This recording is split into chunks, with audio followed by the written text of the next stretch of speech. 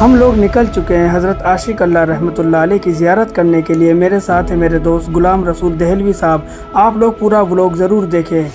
آپ لوگ اس بھیڑ کو نہ دیکھیے اور جلدی سے جلد میرے چینل کو سبسکرائب کریں۔ پورا ولاگ ضرور دیکھیے گا۔ قطب مینار میٹرو اسٹیشن سے ہم نکل جاتے ہیں مہرولی شریف کی طرف، جہاں پر یہ درگاہ موجود ہے۔ دوستوں، ہم لوگ جا رہے ہیں حضرت عاشق اللہ رحمۃ اللہ علیہ کے آستانے پر، جو کہ مہرولی شریف میں موجود ہے، اور بڑی ہریالی والی جگہ ہے، بالکل جنگل جیسی جگہ ہے یہاں پر۔ ہم لوگ جا رہے ہیں، ہمارے ساتھ ہیں ہمارے عزیز اسکالر غلام رسول دہلوی صاحب۔ عاشق اللہ رحمۃ اللہ علیہ کی جو درگاہ ہے، یہ سنجے ون ایک علاقہ پڑتا ہے، یعنی جنگلوں کا ایک علاقہ ہے۔ ون کے معنی جنگل ہے، یہاں پہ ہے۔ اور یہ ایک ابدال تھے۔ اولیاء اللہ میں ابدال وہ ہوتے ہیں جو دنیا سے کنارہ کش ہو جاتے ہیں اور مکمل طور پہ مخلوق خدا سے کٹ کے خالق سے اپنا رشتہ جوڑ لیتے ہیں۔ تو حضرت عاشق اللہ رحمۃ اللہ علیہ کی شخصیت وہی ہے، ان کا مقام ایک ابدال کا مقام ہے۔ اور یہ کہا جاتا ہے کہ خود حضرت خواجہ قطب الدین بختیار کاکی کے دور کے ہیں یہ، جیسے خواجہ قطب الدین بختیار کاکی قطب زمانہ تھے، قطب دہلی تھے، یہ ابدال زمانہ تھے۔ اور ان کے والد گرامی خود بہت بڑے بزرگ اور قطب تھے۔ عاشق اللہ کا جو مزار ہے وہ بس آنے والا ہی ہے عنقریب، اور عاشق اللہ کے مزار تک سب پہنچ نہیں پاتے ہیں۔ بہت خوش نصیب لوگ ہوتے ہیں جنہیں وہاں بلایا جاتا ہے، آتے ہیں وہی جن کو سرکار بلاتے ہیں۔ بے شک، اور یہ ہمارا عقیدہ ہے کہ اولیاء اللہ جب تک چاہیں گے نہیں، کوئی مائع کا ڈال ان کے آستانے تک پہنچ سکتا نہیں۔ اور ہمیشہ کوشش کیا کیجیے کہ آپ کہیں پر بھی جائیں، کسی نئے شہر میں جائیں تو جو وہاں کے بزرگان دین ہیں ان کے آستانوں کی آپ زیارت کرنے ضرور جائیں، فاتحہ پڑھنے، سادہ ثواب کرنے ضرور جائیں۔ آپ لوگ دیکھ رہے ہوں گے کتنا ابڑ کھابڑ یہاں کا راستہ ہے، چاروں طرف کتنی ہریالی ہے۔ آپ دیکھیے جب یہاں پر یہ بزرگ تشریف لائے ہوں گے اس وقت یہاں پر کتنا گھنا جنگل ہوگا اور جنگلی جانور بھی ہوں گے، لیکن اللہ کے ولیوں کو نہ کسی کا خوف ہے، نہ کوئی رنج ہے، نہ کوئی ان کو غم ہے۔ ہم لوگ بس آستانے پر پہنچنے ہی والے ہیں، عنقریب آپ کی نگاہوں کے سامنے ہوگا۔ یہ دیکھیے ہم آ گئے ہیں آستانِ عالیہ عاشق اللہ رحمۃ اللہ علیہ کی بارگاہ میں۔ آپ دیکھیے کتنا خوبصورت آپ کا گنبد ہے، چاروں طرف ہریالی ہی ہریالی ہے، بیچ میں آپ کا روزہ چمک رہا ہے۔ سبحان اللہ، کس طریقے سے یہاں پر لنگر کا اہتمام ہے سسٹم کے ساتھ، اور یہاں پر اللہ کی مخلوق کس طریقے سے لنگر کھا رہی ہے۔ یہاں پر روحانی غذا کے ساتھ ساتھ جسمانی غذا کا بھی انتظام کیا گیا ہے۔ یہاں پر لنگر کا سسٹم دیکھ کر دل خوش ہو گیا، یہی بزرگوں کی اصلی تعلیم ہے۔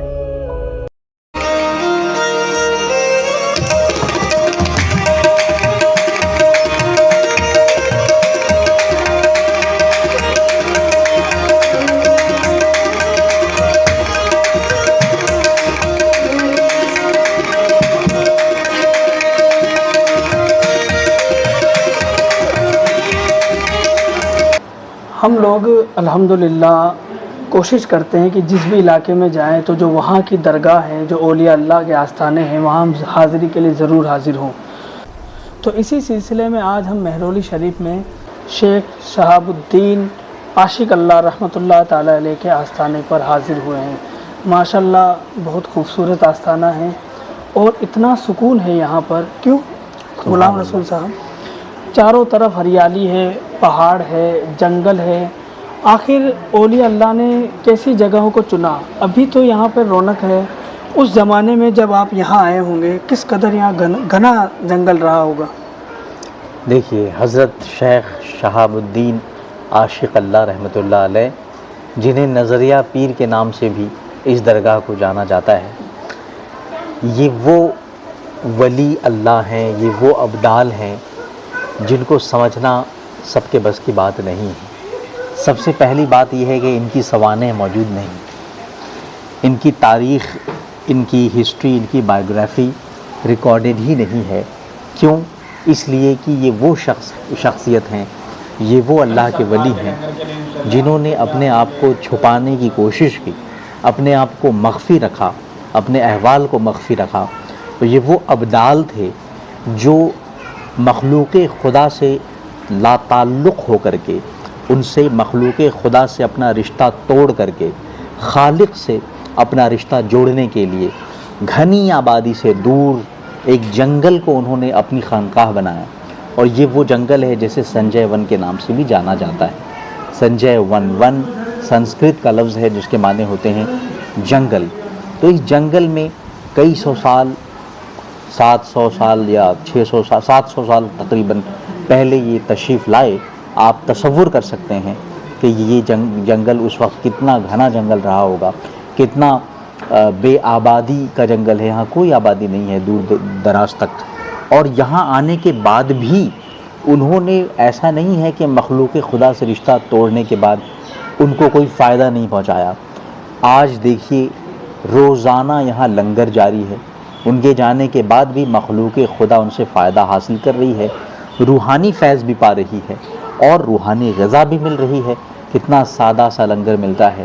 میں نے دہلی کی کسی بھی درگاہ میں ایسا لنگر کا انتظام نہیں دیکھا جہاں پہ بغیر کسی شور شرابے کے، بدنظمی کے، چھینا چھپٹی کے آپ کو لنگر ملتا ہے۔ ایسا محسوس ہو رہا ہے کہ گرودوارہ رکاب گنج یا گرودوارہ بنگلہ صاحب میں جہاں پہ بڑا نظم و نسق ہے لنگر کا، اس سے بھی اعلیٰ اور بہتر اور پرسکون ماحول میں یہاں لنگر ملتا ہے۔ غلام رسول صاحب، بزرگوں کی تعلیم رہی ہے بھوکوں کو کھانا کھلانا، اور ان کا پورا فوکس رہا ہے اپنی حیات میں کہ اگر کوئی ان کی خانقاہ میں آ جائے تو بھوکا نہ جائے۔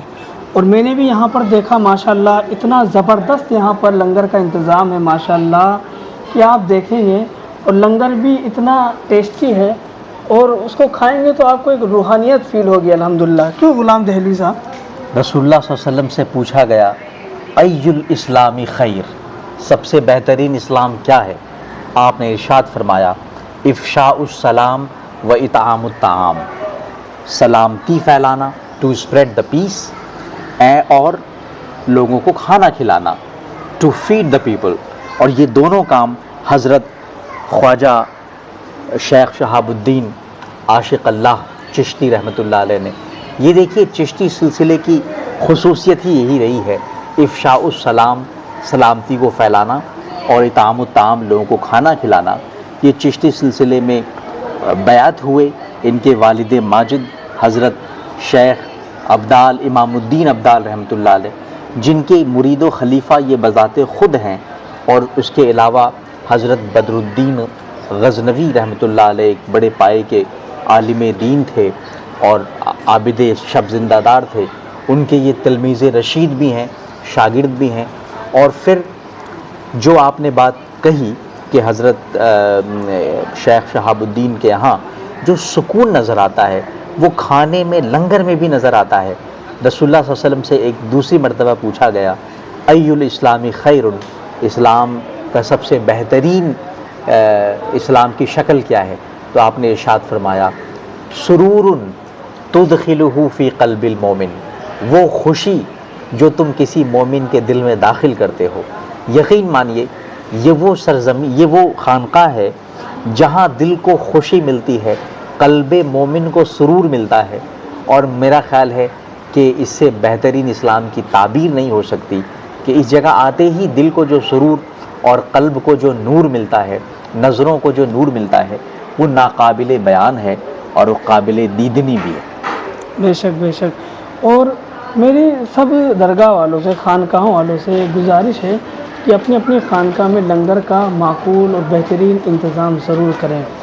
دوسری بات، حضرت جب ہم آستانوں پر آتے ہیں، بزرگوں کے سائے میں، ان کے صحن میں بیٹھتے ہیں، کتنا ایک الگ ہی روحانی سکون محسوس ہوتا ہے، ایک اندر سے ہی ٹھنڈک محسوس ہوتی ہے۔ الا بذکر اللہ تطمئن القلوب، بے شک خبردار، دل کا سکون صرف اور صرف اللہ کے ذکر میں ہے۔ قرآن کریم کا ارشاد گرامی ہے۔ تو اولیاء اللہ کے آستانے وہ آستانے ہیں جہاں ذکر الہی دراصل ذکر قلبی کے طور پہ ہوتا ہے، ذکر باطنی کے طور پہ ہوتا ہے۔ ذکر کی بہت ساری قسمیں ہیں، ذکر خفی بھی ہے، ذکر جلی بھی ہے، ذکر فاس انفاس بھی ہے۔ ہر طرح کے اذکار و اوراد اور وظائف پائے جاتے ہیں، لیکن یہ وہ جگہ ہوتی ہے اولیاء اللہ کے آستانے، وہ مقامات ہیں جہاں آپ کا نفس نفس، آپ کی ہر زیست کی جو ہچکی ہے، جو سانسیں ہم لے رہے ہیں، وہ بھی ایک ذکر کی شکل میں سانسیں ہم لے رہے ہوتے ہیں۔ تو یہ بڑا وہ شعر ہے کہ جہاں ذکر حبیب ہوتا ہے خود خدا بھی قریب ہوتا ہے، ان کی محفل میں بیٹھنے والا بڑا آدمی خوش نصیب بے ہوتا ہے۔ شک بے شک تو بے بڑے شک۔ خوش نصیب ہیں وہ لوگ جو یہاں حاضر ہوتے ہیں۔ اور جو آپ نے ایک بات کہی تھی، میں اس کو مزید واضح کرنا چاہوں گا کہ تمام خانقاہوں کو، آستانوں کو اور ان کے ذمہ داروں کو یہاں آ کر کے دیکھنا چاہیے اور درس عبرت حاصل کرنا چاہیے، انہیں سیکھنا چاہیے کہ آج وہاں پہ دیکھیے بہت ساری درگاہوں میں جو کہ روحانیت کی آماجگاہ ہونی چاہیے تھی، وہاں آپ دیکھیے شور شرابہ ہے، وہاں پہ آپ دیکھیے تو ایسا لگتا ہے جیسے کوئی بازاری ماحول بن گیا ہے، چھینا چھپٹی ہے، کمرشل لوگ بیٹھے ہوئے ہیں، مزار سے باہر بھی، مزار کے اندر بھی۔ مزار کے باہر لوگوں کو، زائرین کو تنگ کیا جاتا ہے، کوئی پھول پیش کرنے کے لیے پریشان کر رہا ہے، کوئی زبردستی کچھ خریدنے کے لیے پریشان کر رہا ہے، اور اندر زبردستی تحفے، تحائف اور نذرانے مانگے جاتے ہیں۔ اور اس طریقے سے زیارت کا جو فوکس ہونا چاہیے، جو توجہ ہونی چاہیے، جو خصوصی توجہ اولیاء اللہ کی جانب، اسے ڈسٹریکٹ کیا جاتا ہے۔ لیکن یہ وہ بارگاہ ہے حضرت عاشق اللہ کی بارگاہ، یہاں ایسی کوئی چیز ہمیں دیکھنے کو نہیں ملی۔ آپ خود عین شاہد ہیں، نہ باہر ایسی کسی طرح کی کوئی بد نظمی ہے، نہ اندر کوئی بد نظمی ہے، بلکہ یہاں دل کرتا ہے کہ کچھ نکال کے جو کچھ ہے وہ پیش کر دیا جائے، کیونکہ یہاں ایسی کوئی بد نظمی نہیں ہے۔ اگر ہر درگاہ میں یہی مثال اپنا لی جائے، اس پہ عمل کیا جائے، بد نظمی ختم کر دیں، تو جتنے ان کے چندے اور نذرانے آتے ہیں وہ ڈبل ہو جائیں گے، لوگ خوشی سے دیں گے۔ لیکن چونکہ چھینا چھپٹا جاتا ہے، زبردستی کی جاتی ہے، اس لیے کئی بسا اوقات دل کرتا ہے دینے کا، لیکن پھر دماغ کہتا ہے کہ نہیں، ان کو نہ دیا جائے۔ تو ان درگاہوں کو، آستانوں کو سیکھنا چاہیے، یہاں کی کا جو سکون ہے، جو پیس ہے، جو سیرینٹی ہے، اور جو یہاں پہ توجہ اللہ ہے۔ آپ دیکھیے یہاں پہ لوگوں میں کتنا سکون نظر آ رہا ہے، کسی طرح کا کوئی شور شرابہ نہیں ہے۔ اولیاء اللہ اسی لیے جنگلوں میں قیام کیا کرتے تھے، تاکہ دنیا کے شور شرابے سے دور ہو کر کے اور غم دنیا سے دور ہو کر کے عشق الہی میں کے سرور میں محو ہو جاتے ہیں۔ بے شک وہ حضرت شیخ الاسلام مدنی میاں صاحب ہمیشہ فرماتے ہیں کہ اگر تم اللہ کے قریب ہونا چاہتے ہو تو ان لوگوں کے قریب ہو جاؤ جو اللہ کے قریب ہیں۔ سبحان اللہ۔ تم ان کے قریب ہوں گے، یہ تمہیں اللہ کے قریب کر دیں گے۔ اور کسی بے شک۔ شاعر نے کیا خوب کہا ہے، ہم ہیں ان کے، یہ ہے تیرے، تو ہوئے ہم تیرے، اس سے بڑھ کر تیری سمت اور وسیلہ کیا ہے۔ سبحان اللہ۔ اس سے بڑھ کر تیری سمت اور وسیلہ کیا ہے۔ ناظرین کرام، ہم ابھی آستانہ عالیہ شیخ شہاب الدین چشتی عاشق اللہ رحمۃ اللہ علیہ کی بارگاہ میں حاضر ہیں۔ آپ لوگ بھی یہاں پر ضرور آپ لوگ بھی یہاں حاضری کے لیے ضرور تشریف لائیں، مہرولی شریف دلی میں۔ السلام علیکم۔